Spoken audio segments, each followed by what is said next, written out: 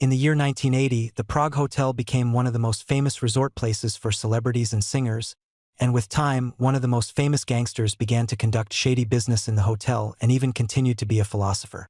After that, he found the owner of the hotel dead, and he himself disappeared, causing the hotel to close its doors.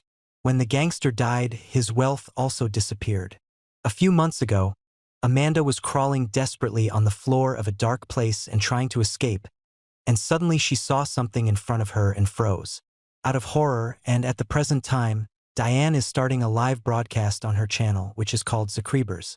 She and her friend Rick announced that today's movement will be jumping from Qatar. Okay. Their chat is interrupted by a short video. Diane appears as she is jumping out the door. One of the passengers sees this situation and she is shocked. They edited the month in the video as a kind of joke. All of this was part of their introduction, and now the two of them are explaining the whole process as it happens. Cora and Fern showed up with a large trash bin. The four of them were wearing employee uniforms, so when they ran past security, no one stopped them. As soon as they entered the trailer, they opened the bin so that JD could come out with their equipment. At that moment, her passenger entered their car, and Rick tried to tell her that it was locked, but it was his bucket. The team decided to knock her down as well, and they used tools to open the door with good health, and then they got in. An iron skewer to prevent the door from closing again, and after they took off their official clothes, they jumped from the tow while he was walking and got down with skill, exactly as they had practiced. And now the group was on the tow bar, so they had to run as fast as they could so as not to push them. They ran towards the fence and got out of the way at exactly the right time, and after the tow was walking, they approached a large gate and tried to open it, but it was no use. A ball jumped and began to climb the gate and the fence while she used a body camera to film the process. She opened an air vent and returned from it to reach the other side and be able to open the gate for her companions. The group explored the road and were amazed by the graffiti that decorated every inch of the walls. At the end of the road, they found a drawing by the famous artist Busoud. After seeing you, everyone thought that they were filming but without touching anything. They started taking pictures and videos of the place, but the DJ started breaking even a piece of Busoud's drawing and his friends were discouraged. They were bothering him. Rick jumped on him to try to stop him, and there was betrayal from them, and as soon as they arrived they were separated from each other. Rick flew JD from the team. JD said that he would rather remain rich than remain ungrateful, and they walked together to the drawing. And after a few minutes the group heard the guards coming and they immediately started running in the tunnel, and they were able to escape without anyone catching them. The next day, Diane saw the video that came out and found it had 82 views, but the team was frustrated because they don't know what else to do to get views, so Rick revealed that he had a surprise. He brought the design map of the Burgoon Hotel because he heard that the gangsters' money was still hidden. There were many people who tried to enter this abandoned building to look for the money, but none of them came back. The legend says that evil lives there and does not like visitors anymore. The group was excited about the idea of finding the money, but Rick thought of the base. They said that they were only being documented, and then Diane took off her hat to show Tori her new hair color. Rick was shocked, and this made her feel disappointed. At that moment, they received notifications and discovered that a new Jedi had joined the team. He was purely showing off the caution he stole in the video. Rick described them as mentally ill, and while the rest of them were not looking at it, Diane wrote a post that they were going to the Bergen Hotel, and the next night Vern, Cora, and Rick were at a motel with them. Their equipment, but they did not hear any news from Diane. At this moment, someone knocked on the door and Rick opened and found Frank, who works for the Facebook News Cora Foundation. She explained that he called her and she invited him to come with them. Then Diane finally arrived, so Frank explained his position. He wanted to watch the group as they opened a tower and spread the story. He knew their plan from Diane's post, and the group became angry with her because of the surprise. Rick saw that it was a bad idea and Vern believed that Frank, an officer in disguise, but Diane liked the idea because it could get the views they needed, so they took Frank with them. The group left the motel, but when they got to the car in their van, they discovered that they had forgotten to bring more diesel. Frank offered to give them a ride in his car, but in the end everyone was crammed in. After they had taken a long walk in the car on the beach, they reached a gate and used a gear to cut the lock. Vern noticed that there was a storm coming. Frick told them that they had to get out of the tunnels before the rain came down. There was no point in using doors or windows because they were completely locked. They entered the sewer tunnel and put on boots. After they walked for a while, they found the tunnel that would take them into the building, but it was very narrow. They had no other solution. They were crawling in the air while they were dealing with the terrible smell. Suddenly they heard a sound and they ran in. When they saw a group of fronds, they covered their covers immediately. Frank came over a ball to protect it, and the fronds were moving away from above them. Fortunately, the fronds quickly walked out of the tunnel without anyone getting hurt. After a few minutes, they came out of the narrow tunnel and found an electrical box that sparked. The gate that they were using was blocked by a pile of things parked for that reason. Diane decided to go to the entrance of the second ball. She used a tool to break the ball and was able to open the gate, and this made things fall. And now there was a space for them to run through. The ball was startled to tell Diane to come back, and they stood waiting for her. Then they ran through the gate and entered the hotel. Finally, the group started filming and taking pictures, and Rick made an intro to the video. And the first thing he said was the name of the hotel. Birds suddenly flew and banged on the chandelier, and this made it break and fall, a ball that moved quickly. So that she wouldn't be disturbed while the chandelier was on the floor at this time, Diane found another entrance. She arrived in the room very elegantly, and at that time she started a live broadcast to her followers. She went up the stairs to the living room and sat playing the piano. When Rick tried to talk to her, she slipped on her so that she wouldn't watch the video. At that moment, she heard a strange sound and thought they were ovens, so she started running, and at the end, she tripped on the stairs and fell, and her mobile phone fell from her. She sighed and took herself into terrifying hands. Rick appeared behind her. He was now aware of Diane's disappearance, so he asked his friends to take his turn in each room. After he ran down the stairs, Ball explained to Frank that Rick wanted a wife, but Diane wanted an adventure. Rick was working in his tools and equipment shop, and he was the one who financed the group with the equipment, so they let him think he was the leader. Then, for a moment, Frank's rang and she asked him about his wife. Immediately, a picture of Amanda interrupted this moment while Rick was telling them. They joined the search, and at this time Vern kept turning around and noticed claw marks on the guard. He was surprised. He heard a voice and decided to move away from this area, and he did not care about it. When the group gathered again, Vern showed them a picture of the claw marks. Rick said that they must find Diane and get out of here. So they did. A Ball volunteered to turn on Mr. Frank's key. He wanted to go with her, but Vern did not trust him, so he and his replacement went to the lobby. A Ball and Vern went to the reception desk. They found a journal paper that told about the disappearance of the hotel owner and the death of his wife. The police hid the details, but the x-rays said that the wife's chest was open and her heart was not there. At the same time, Rick and Frank left and went around the streets and the yard. Frank asked Rick if he knew Diane Howe, so he told him that they met in an abandoned mental hospital. His story was interrupted when he accidentally stepped on a bear trap. Frank took him down immediately, and when Vern and Cora returned, Vern jumped on Frank, thinking that he was the one with Rick's arm. Frank pushed him carefully to guide him, then cleaned Rick's wound with water and wrapped it with tape, since he did not have a first aid kit. Ball wanted to take Rick to the hospital, but he refused to go without Diane. Suddenly, they heard the sound of Diane's mobile phone, so they walked after the sound to the next floor. They discovered a huge tree with mobile phones and cameras hanging on its branch. Rick knew Diane's mobile phone, so they watched the last video of her, but when they reached the part where the mobile phone fell, it disconnected the charge, and then they heard a strange voice, and Frank said while hesitating that they were supposed to call the police. Ball was fine, but Rick and Frank saw that they did not have time to wait for the police. The group kept moving, and Ball heard another sound and hit a bonnet. When someone jumped on it, Frank took out a gun and pointed it at the attacker. Suddenly, the new Jedi team gathered and beat Frank to the ground. Max stole Frank and Todd's gun. He pointed his weapon at Rick's group and made everyone get down on their knees, and the eldest of them handed over their cell phones and equipment. Rick accused them of attacking Diane. She too, but she wanted to deny it and he cursed her.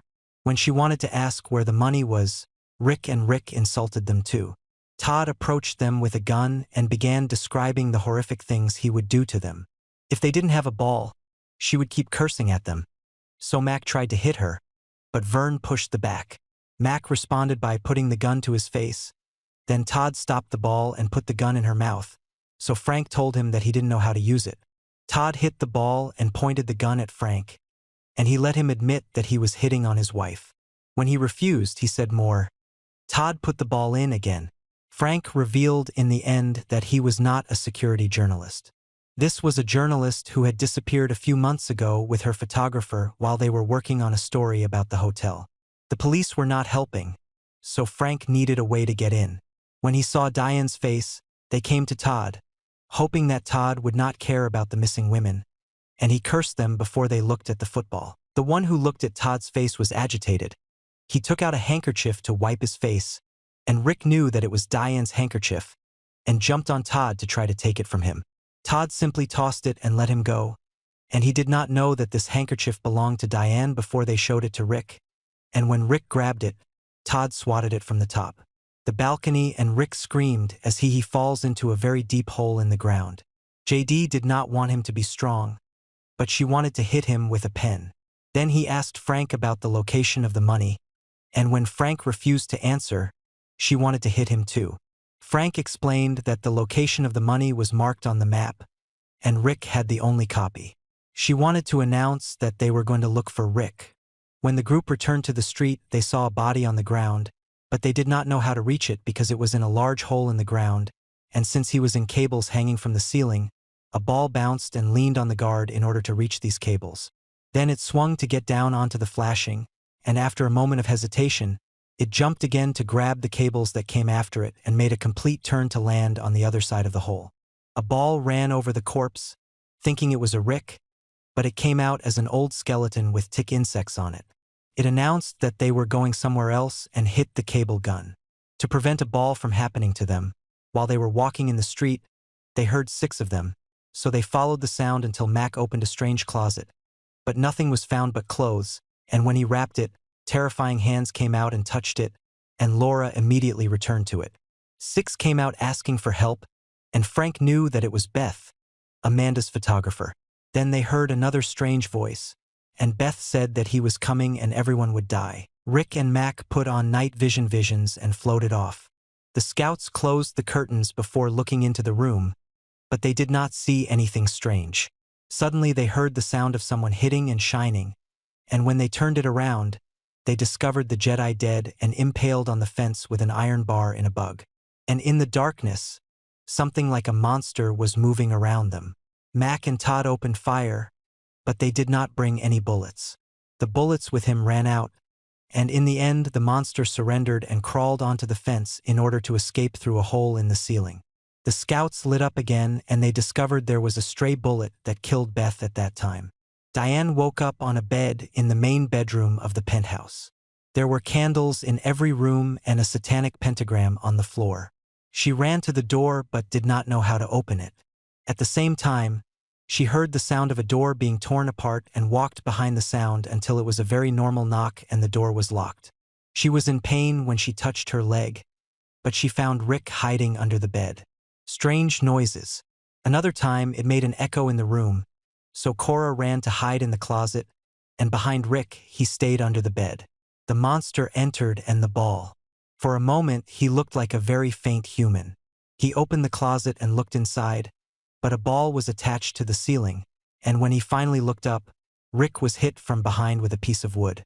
The monster grabbed Rick by the head, and Cora took the opportunity to escape, and Rick was thrown to the other side of the room. After a while, the ball reached the elevator and stepped on all the buttons.